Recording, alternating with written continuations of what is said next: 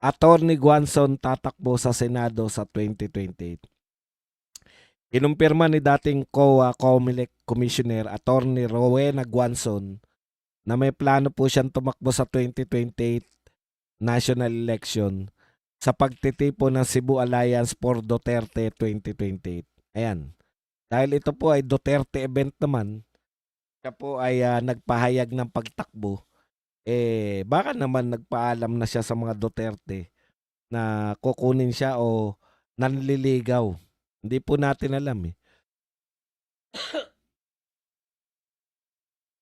Doon po sa naturang event, iginiit ni Guanzon handa siyang tanggapin ang hamon ng pagtakbo at ipaglaban ng representasyon ng mga Bisaya sa pambansang politika.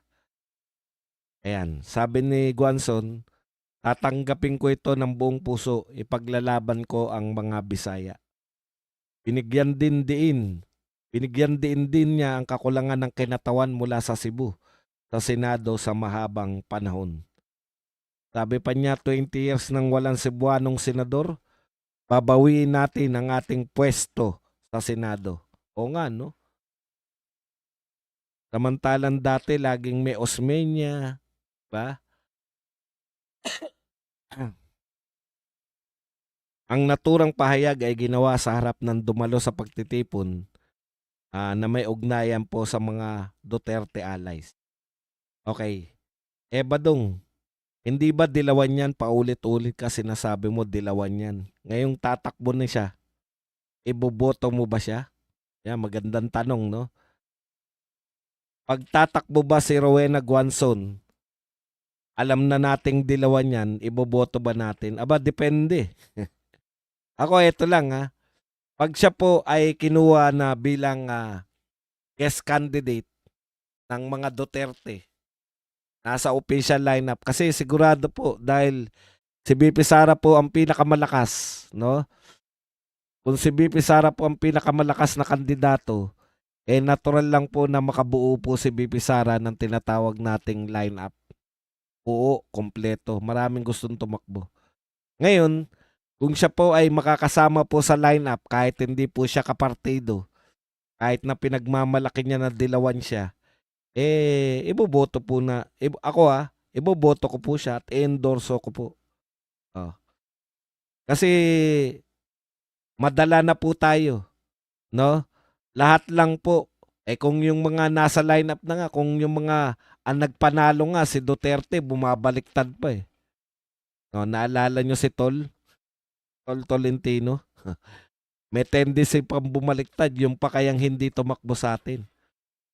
Alam na nila na si BP Sara ang pinakamalakas na kandidato, tapos sa kabila sila tatakbo. Hindi dapat nating iboto yung mga yun. Hindi na dapat pinagsasapalaran.